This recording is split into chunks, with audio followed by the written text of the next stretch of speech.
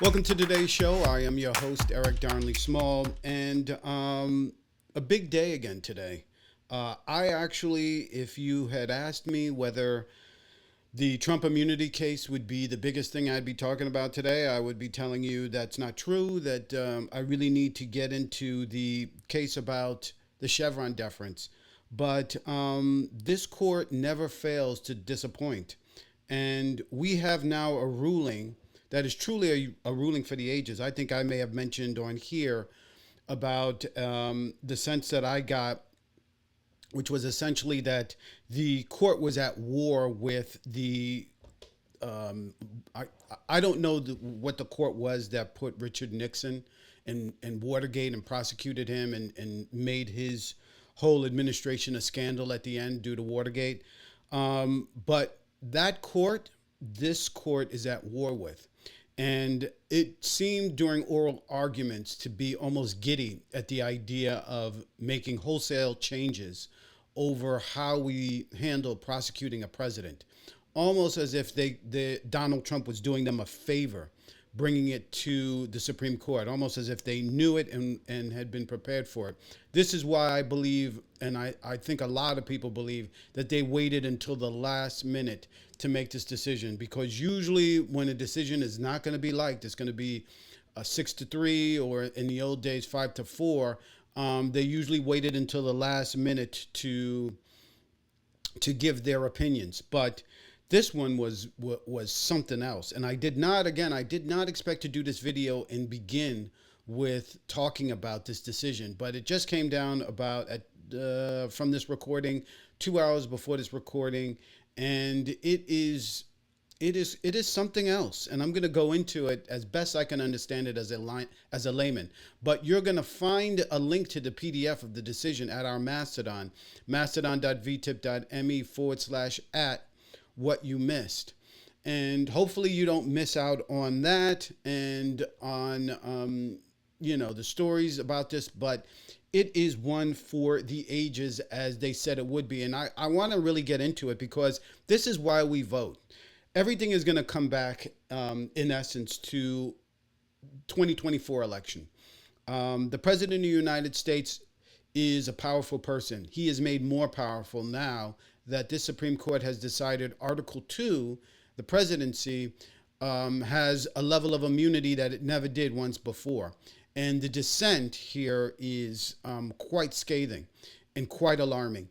And I think that one of the things I heard mentioned is that Roberts may have been a little bit pissed because he takes to task a little bit the dissenters in their view of the destructive nature of this decision. He takes them to task, and one of the readings is that he was upset that they didn't go along with this. This wasn't a 9-0. This was instead 6-3. Once I knew that the Chief Justice was reading the opinion, once I knew it was 6-3, I knew it wasn't going to be good. But here's what we're going to talk about today. Trump immunity case. I didn't think it would be the top story of today. I thought that I would be talking about Chevron because I thought there was a lot going on there. There's also another case called Corner Post, which I had never even heard of, didn't even think of. And I think that's the name of it. But I'm going to go into that as well, because these two cases really take to task the administrative state. And what does that mean?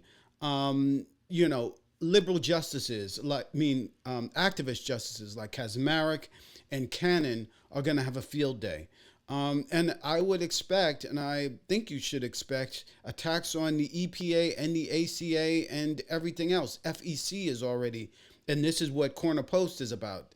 And we've already seen another decision against the FEC regarding decisions that they make, punishments that they mete out to businesses on the stock exchange that don't follow the rules. Expect those things to now come into question. Expect it to be more difficult for us to go after white collar crime, and just expect it to be just a mess, just a total mess going forward, thanks to this court. So getting into it immediately, Trump immunity, SCOTUS is essentially saying, yes, he's immune. What the court has done today, and I think everyone sort of, who have been reading this negatively have said that There is a level of immunity that never existed for the president. And I'm going to read from SCOTUS blog, which I read from with respect to um, this case as well as the Chevron case, as well as others. But anyway, it says the court holds that a former president has absolute immunity for his core constitutional powers. Former presidents are also entitled to at least the presumption of immunity for their official acts. There is no immunity the court holds for unofficial acts. Roberts continues, the lower courts rendered their decision on a highly expedited basis and did not analyze the conduct alleged in the indictment to decide which of it should be categorized as official and which unofficial.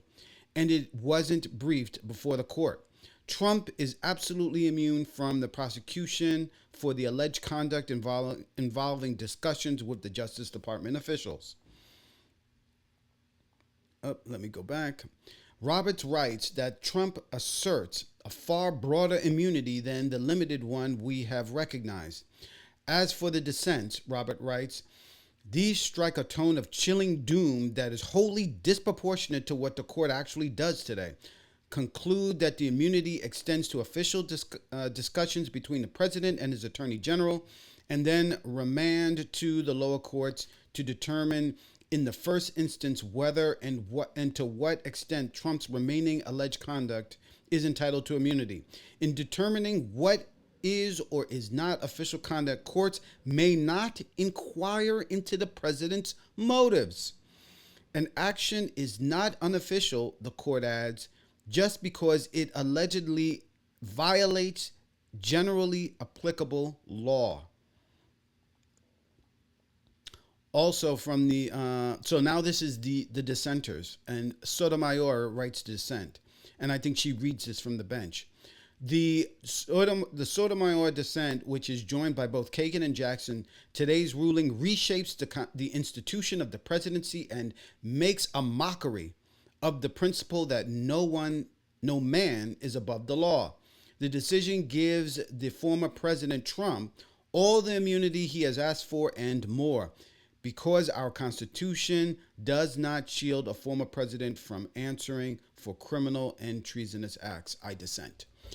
A lot going on there. And one thing that people have noted is the I dissent is being used by Sotomayor and the dissenters to really put a finer point that not only do they disagree with it, all pretense of friendly disagreement is gone. They absolutely hate this decision. And I'm going to go into why I think that the chief, who says that this is not a big deal, why are these dissenters going on and on about this? I'm going to go into why I think, and some of it is what I've heard, but others of it I'm surmising, why I think this is a big deal for a president, and not just for Donald Trump, because there are things now that are in question for future presidents, even a President Joe Biden today. But what does this mean, in my view? Well, the decision makes some very clear points. It says one of the things that is absolutely immune is pressure on the Justice Department. The President of the United States pressured the DOJ to begin making phone calls and begin pressuring state legislatures to pull back their certifications, and to even talk to people, legislators, officials, etc., about there's rampant fraud, rampant criminality going on. He's completely immune from public statements and tweets, meaning that if he has lied about rampant fraud and rampant fraudsters, he's immune. That's a key point. That's a very key point. He is immune from lies and statements, right? They use the word statements and tweets, but they're lies. Dominion Labs, he said, and endorsed the opinions. Ruby Freeman and Shay Moss as criminals, committing criminal acts on camera, immune. How about taking bribes? How about SEAL Team 6? Is he immune? Good questions. May not be immune, but not sure. This would be, in other words, you would the court would need to do a further investigation. This is being remanded back to Judge Chutkan, right? He's taken off the table these conversations with the Justice Department, statements and tweets that are lies basically. He's taken that off the table. The court has. Now, what he has said that Judge Chutkan needs to determine is whether attempts to pressure people outside of his team, state leaders, legislators, and all that, and pressure the vice president, and the whole collusion, the whole attempt through this RICO scheme, if any of that is immune or unimmune. Again, and what's not immune, what's clearly not immune, is independent or private acts. But that now becomes very, very mushy. The President's Counsel had admitted certain things as private acts, as not private acts. Some of the discussions with the state legislatures, Trump's lawyers have said were private acts. They may change their mind given what the court has said today. But this stuff is really, really bad as far as a judge having to determine this. And I'm going to go into why when I give my final thoughts. So that was immunity. I'm going to come back to that at the end with my final thoughts. Moving on to the Chevron deference. And again, why Chevron is key to the administrative state. And all of this is about, the court with one hand taketh away and with another hand giveth. Right? The court has given the administrative state, which is embodied in the president, right? Article 2, the president is the chief administrator, chief executive. They have given him a whole lot of immunity, a whole lot of protection from prosecution. So they've given him more powers, as some people see it. And on the other hand, with Chevron, they've limited the power of the administrative state, of his cabinet members, of the heads of departments from functioning. So what does that look like? Well, let me first talk about what Chevron is, and I'm also going to talk about this other case that was also ruled today. Chevron is short for a case heard in 1984, and it was called Chevron versus Natural Resources Defense Council. And the Supreme Court ruling is, in a sense, told lower courts to defer to an agency's reasonable interpretation of an ambiguous statute. The court was, by that time, Ronald Reagan's court, very conservative. It was pushing back against lower courts interpreting administrative law. Many of those interpretations helped form the basis for the civil rights legislation. Now, I'm giving you that last portion regarding Ronald Reagan's court and pushing back against civil rights legislation. That's my opinion. That's my assessment, just with my own research and how I view this thing. Ronald Reagan and Scalia, who was one of the most conservative and a conservative icon, loved Chevron and said that many times, because what he was seeing were courts going in and making changes, judges going in and making changes primarily during the Civil Rights Act, women's rights, workers' rights, and all that kind of stuff. Courts were going in and ruling and making changes to administration, and Chevron comes out and says, you can't do that. We're going to leave it up to the way the administration thinks about that. Well, here we are 40 years, 50 years later, and all of a sudden, now that the administration has a whole lot of Democrats, liberals who have now interpreted law, are in charge of government and everything, now they want to push back. They want to slow down what those guys have done. This is Corner Best. What is the Corner Best ruling? This was a challenge to, and this is from SCOTUS blog, this was a challenge to a Federal Reserve Board rule that was issued well before the plaintiffs, in this case, a truck stop and convenience store in North Dakota, opened for business. The court holds that a claim under the Administrative Procedures Act to challenge an agency action comes into being when the plaintiff is injured by final agency action. Because Corner Post filed its challenge within the 6 years of when it was injured by the law, its challenge was not barred by statute of limitations. This is Amy Howe of SCOTUS blog explaining. So let me sort of put a finer point on that and talk about that a little bit from what I can understand. Again, I'm not a litigator. But what has happened here, and I think to some extent I have it down. Actually, let me wait. I think I have it down, the dissent, because um, this is a very interesting. This is a very interesting case. The court has basically said, not when the statute is created, not when the law is put into effect, but it's when someone is injured by the law that this 6 year period begins. So, and you can have a court like, for instance, you can have a legislation that was created 10 years ago. Let's say the ACA. Um, that the statute of limitations 6 years, we would be well beyond that 6 years with the ACA. But if a person were injured tomorrow by that, they can't. The SCOTUS or the administration can't say, "Listen, this has been in the law for 10 years," or even let's say another law that's been around for 20 years. They can't say, well, this you have a statute of limitations. You can't do that. No, it's when that person is injured, when they find out that they violated the law. 6 years from them, they have to file. So, going back to Chevron, let me go back to Chevron for a moment and discuss more into what SCOTUS blog. This is again Amy Howe of SCOTUS blog is giving us a detail on what the decision by the court dismantling Chevron says. And it goes, quote, and again, links in Mastodon. By a vote of 6-3, the justices overruled their landmark 1984 decision, Chevron versus Natural Resources Defense Council, which gave rise to the doctrine known as the Chevron Doctrine. Under that doctrine, if Congress has not directly addressed the question at the center of a dispute, a court was required to uphold the agency's interpretation of the statute as long as it was reasonable. But in a 35-page ruling by Chief Justice John Roberts, the justices rejected that doctrine, calling it fundamentally misguided.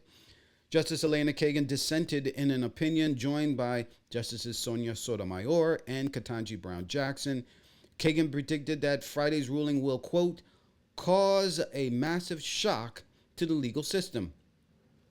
From the Chevron decision, which upheld the Ronald Reagan era Environmental Protection Agency's interpretation of the Clean Air Act that eased regulation on emissions, was generally hailed by conservatives at the time, the ruling eventually became a target for those seeking to curtail the administrative state, who argued that courts, rather than the federal agencies, should say what the law means.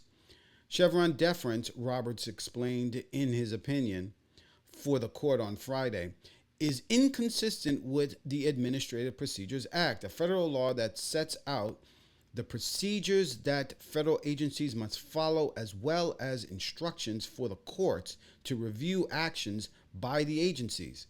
The APA, Roberts noted, directs courts to, quote, decide legal questions by applying their own judgment, and therefore makes, quote, clear that agency interpretation of statutes, like agency interpretation of the Constitution, are not entitled to deference. Moreover, Roberts observed, even if the courts should not defer to an agency's interpretation of an ambiguous statute that it administers, it can consider that interpretation when it falls within the agency's purview, a doctrine known as Skidmore deference. Stare decisis, the principle that courts should generally adhere to their past cases, does not provide a reason to uphold the Chevron doctrine, Roberts continued. Roberts characterizes the doctrine as unworkable, one of the criteria for overruling prior precedent, because it is so difficult to determine whether a statute is indeed ambiguous.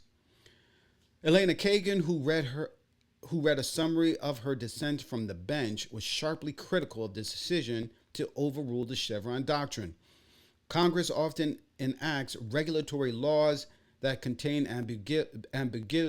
ambiguities and gaps, she observed, which agencies must then interpret. The question, as she framed it, is, quote, who decides which of the possible readings of those laws should prevail? For 40 years, she stressed, the answer to that question has generally been the agencies, with good reason. Agencies are more likely to have the technical and scientific expertise to make such decisions. She emphasized the deep roots that Chevron has had in the U.S. legal system for decades. It has been applied in thousands of judicial decisions. It has become part of the warp and woof of modern government, supporting regulatory efforts of all kinds, to name a few: keeping air and water clean, food and drugs safe, financial markets honest. By overruling the Chevron doctrine, Kagan concluded the court has created a jolt to the legal system. Kagan also pushed back against the majority's suggestion that overruling the Chevron doctrine would introduce clarity into the judicial review of agency interpretation. Nothing in the majority's assurances that agency interpretations may be entitled to, quote, respect going forward, she observed. That, quote, if the majority thinks that the same judges who argue today about where ambiguity resides are not going to argue tomorrow about what respect requires, I fear it will be gravely disappointed. One thing I want to note here, which I didn't know, is Elena Kagan, I guess, cut her teeth as a litigator, as a judge, on administrative law. So if you're somebody who practices administrative law, this overturning by the Supreme Court is earth-shattering, and I think you can see that in Elena Kagan's dissent.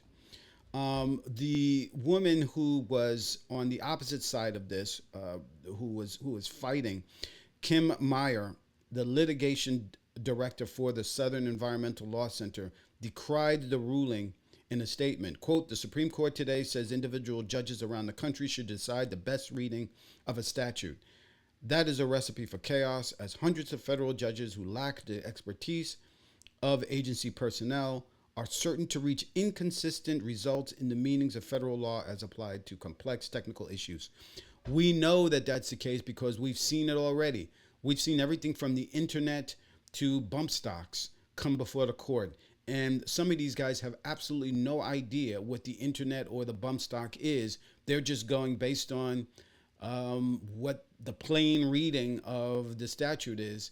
And they have no sense of nuance or a sense of, respect for how others, particularly professionals, particularly like law enforcement, would see something like a bump stock if it's a machine gun versus just a modified handgun. Corner best.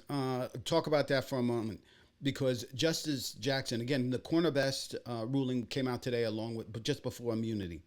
And in it, this is the dissent on corner best.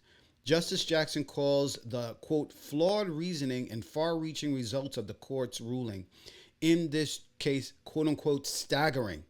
She writes that there is effectively no longer any limitations period for lawsuits that challenge agency regulations on their face.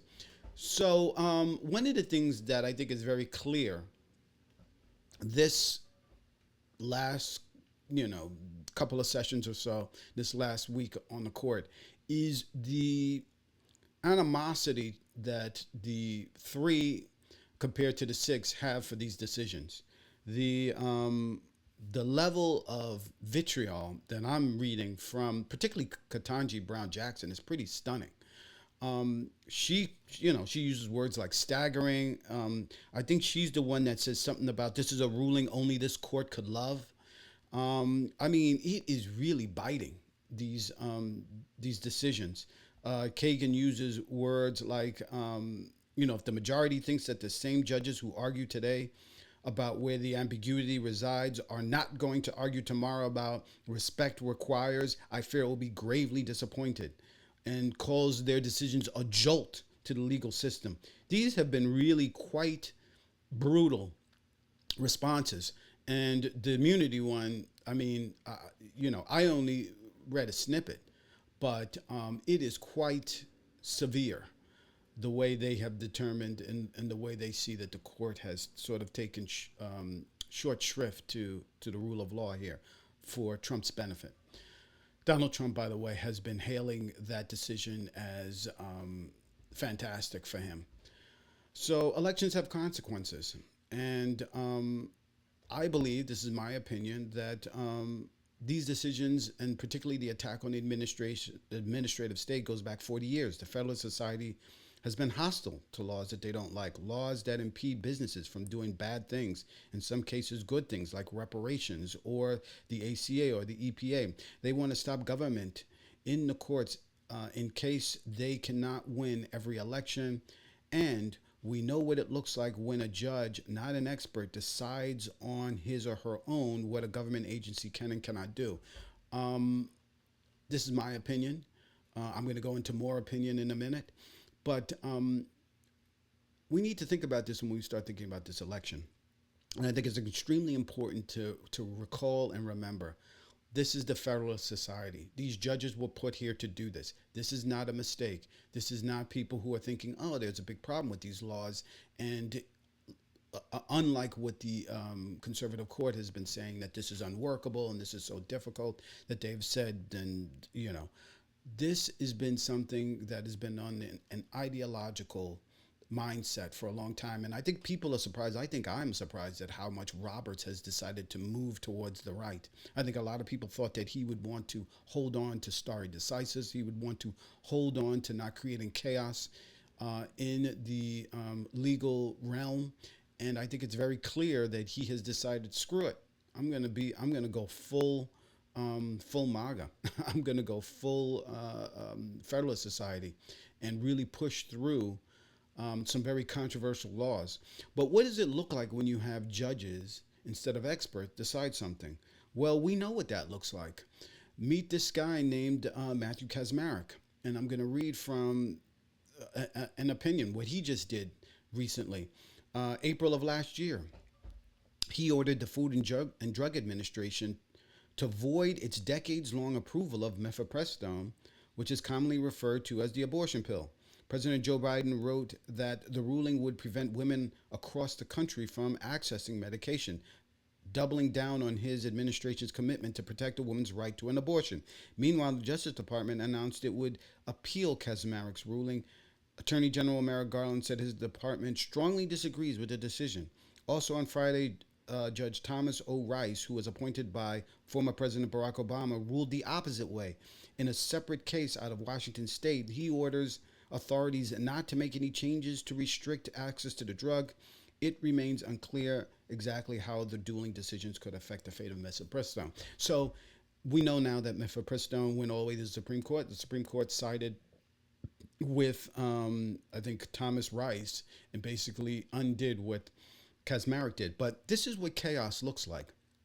Here you have one judge who created, Matthew Kacsmaryk, created just because he woke up one morning and decided by reading the text that he didn't like the way the FDA decided to make mifepristone available to women, even though it's been safe for decades. This judge, on his own volition, not with any expert witnesses, not with any experts on his side, just based on this case out of this rural part of Texas, decides to pull an injunction and try to pull this drug off of the market, creating chaos for women who need this drug and creating chaos for the pharmaceutical industry as well.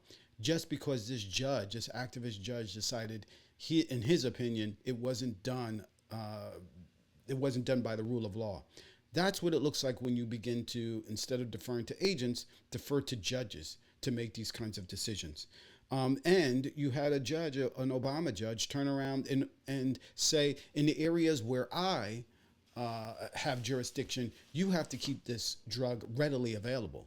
Total and complete chaos created across the whole judicial perspective.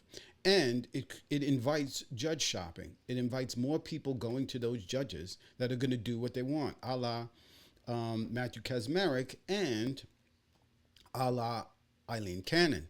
Here is another one where it is shocking, and this goes into now the immunity situation, which I'll talk about again at the end. But here, Eileen N. Cannon said that she would hold a hearing to reconsider another judge's decision to allow prosecutors to pierce the attorney-client privilege in one of Mr. Trump's lawyers under what is known as the crime fraud exception. The provision allows the government to get around the normal protections afforded to a lawyer's communications with a client if it can prove that the legal advice was used to commit a crime. Depending on how Judge Cannon ultimately rules, the decision to redo the fraught and lengthy legal arguments about the crime fraud exception could deal a serious blow to the obstruction charges in the indictment of Mr. Trump. At the hearing, according to the ruling, Mr. Smith's deputies told her that a new proceeding in the question would devolve into a mini trial that might subject some of their witnesses to cross examination before the actual trial began.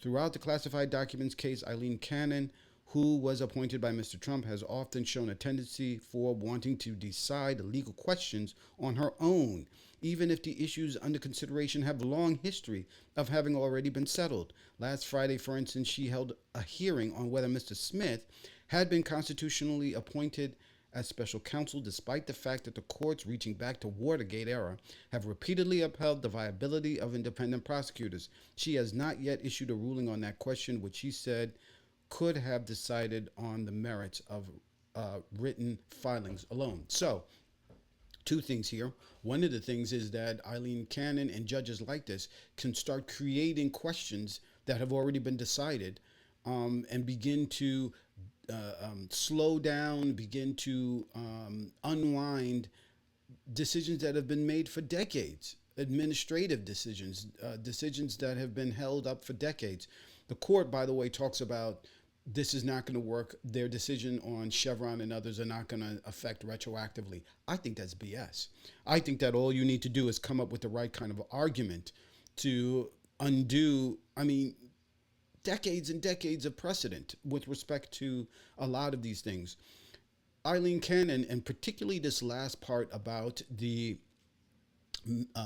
Jack Smith and the independent counsel. I want to go into that as a part of my final thoughts, because this goes back into the immunity case, and this goes into why this immunity case is going to really, really hurt Jack Smith in both Trump immunity and in this documents case, because of how broad it is. So let me give you my final thoughts here. Chaos is the word. Correct. Chaos is the word. And initially I wrote this thinking about just the Chevron, but actually with the immunity case as well. But a crippled administrative state is what Trump and Bannon and his crew wanted. I would also argue that that's what the Federalist Society wants. It functionally cripples the government from acting in an emergency like, for instance, COVID.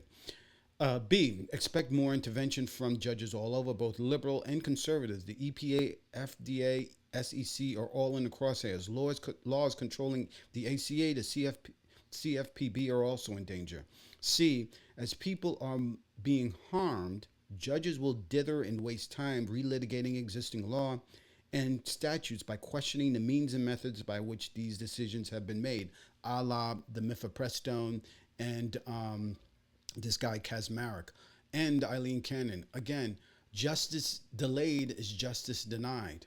And as these courts begin to go in and begin to dither and start thinking about and start questioning and start wanting to have hearings on top of hearings, as what has happened with Eileen Cannon, who she is, to some extent masterfully slowed this thing with Trump documents case to a crawl. It is quite shocking how much this has become what would be an open and shut case has become a nightmare. Then this is why we pick presidents, right? This is why these decisions are happening now, at a time where people are questioning the Donald Trump versus Joe Biden. This is why we pick presidents, not based on how they perform during debates, but whom they would put in positions of power, like on the courts. E, expect the FTC's Lena Khan's authority to come in question soon as she goes after Live Ticketmaster / Live Nation and Amazon. Amazon is spelled wrong there. Because she is a hard-charging FTC, head of the FTC. She's going after a lot of these companies, and expect now with Chevron basically off the table for a lot of these to come to the courts. F, the High Court took a chunk out of the SEC's enforcement mechanism in this case, Securities and Exchange Commission versus Jenksy, as one example of how the courts would determine the rule of law. That decision, along with, I think this was the one that, yes, this was the one that, again, reinterpreted the ability for the SEC to assess fines. Not something that we had ever thought was a problem with the SEC before. Now this court finds that you need to have a trial before the SEC can assess a fine. Big deal, particularly if you're a fraudster or if you're corrupt. Getting into the immunity case, my thoughts here. A president or former president gets the benefit of the doubt going forward for an official act. This could throw out the documents case in Florida if judges give Trump the benefit of the doubt on his having the documents and assuming he declassified them. It also calls into question the independent counsel. Again, I think that this is actually, there is no question that Eileen Cannon is going to now throw this whole case out. And because, as I indicated in that last reading, she has called into question and has listened, I think it was last week, to questions on the whole independent counsel and whether that statute is being properly implemented. But in addition, Donald Trump has said, I thought I declassified this. And the court has said, you have to give this guy or even a former president the benefit of the doubt. Even though he had the most sensitive secret documents strewn all across in his bathrooms, in his all over the place. I thought I declassified them. So I don't know how that continues. I think that's huge.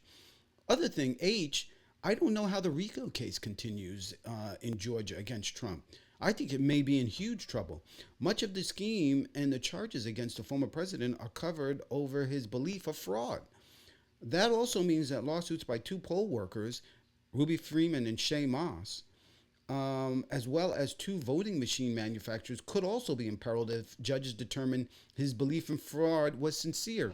And it could be imperiled if any court believes that he was acting as his official capacity as president. And again, those are not a part of Georgia. I think they are part of the Georgia RICO case. But remember, Ruby Freeman and Shay Moss, they have lawsuits directly against Trump, suing him. Dominion and I believe Smartmatic also are suing him directly, Trump, for his claims of fraud as a slander. I think that, the way the court has read this, when that goes to trial, there could be a very, very good chance that a judge might say he was acting in his capacity. He had heard this from his advisors and he should be protected. So here are some examples. I mean, I'm coming up with these from the top of my head, but I think I've even heard some of these. Examples of official acts that could be immune: taking military action against a country, even against the advice of counsel. I think of the Iraq War. If a president truly believes that the enemy has a base somewhere and he decides to bomb that place, even without any evidence to the contrary, taking hundreds of thousands of lives, he's immune. Attempts to implement martial law against the advice of counsel, immune. Pardon of felons, immune. Using the DOJ or the IRS against Americans, immune. No one is really talking about that part with the IRS, but don't forget Comey and this other federal agent who was investigating Trump got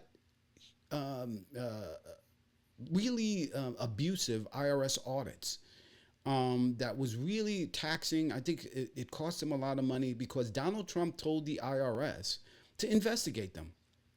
And that was a legal order.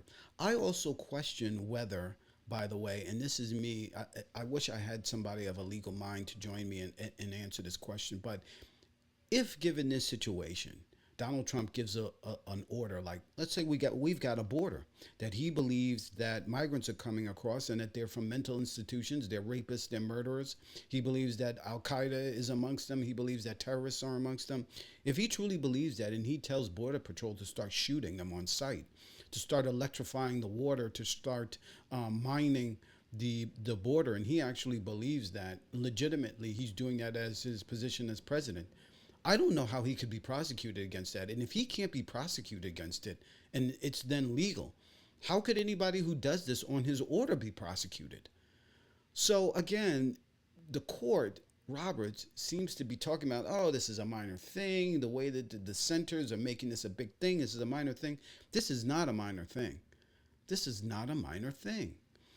And finally, the president would be prevented from, or would be protected from, colluding with officials within his department to break the law. Under the ACA and Medicare, the president could ask the Medicare administrator to gain access to a woman's private information and find out if she's taking abortion pills or ordering abortion pills, or find out if she's doing everything she can properly to protect herself. And he could give that information to state and local officials who then try to prosecute her for that. And it would be against the law, of course. It would be against HIPAA law, but the collusion to do that would be protected.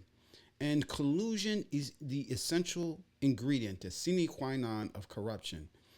This ruling is protecting corruption. The Trump immunity ruling is protecting corruption. I have said it before, and I'll say it again, that one of the reasons why we know empires fall, like, for instance, the Roman Empire, is not because an enemy stronger than it was able to defeat it in battle or was able to take it on. The great empires like the Roman Empire is the greatest, I think, that pretty much has ever existed.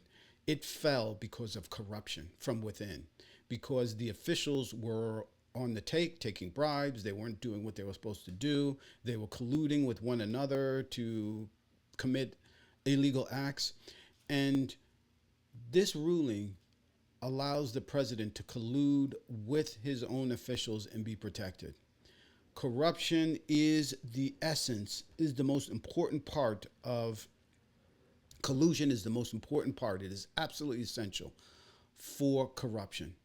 And we could be seeing with the wrong president, I'm not saying Donald Trump will get back into office and will do this, but he could, or another worse Donald Trump could come in and could begin to do this, and he would be totally protected.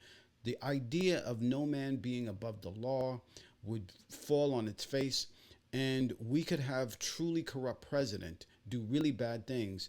I think he would be caught or whatever. In my hypothetical, I don't think that the country would stand for it, but the damage would be done. And the American system that has been around for such a long time, the envy of the nation, would be undone. And I think America would be the worse off for it and would truly, truly be harmed. So, a lot this week. 3 videos I did this week. This was probably one of the biggest and most important. Remember that this is what we're talking about when we're talking about voting. Not debates and debate performance, but is this a good man? Is this a just man? Is this person that we put into positions of power somebody who will respect the rule of law and will look out for the American people and not themselves?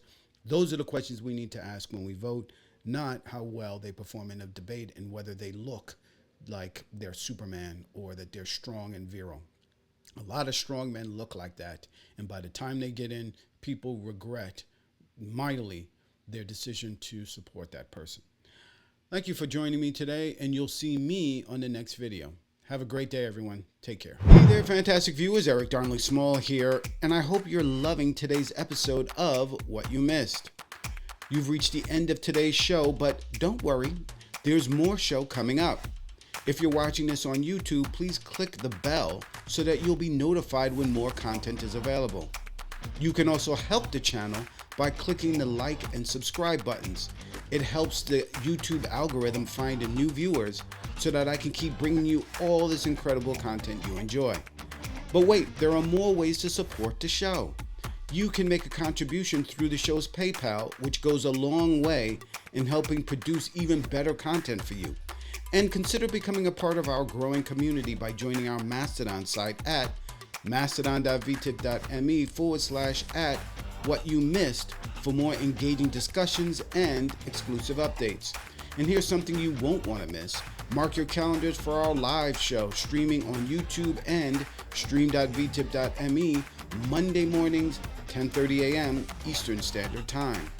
Your support means the world to me, and together we're making what you missed the best it can be. Thanks for being a part of my journey.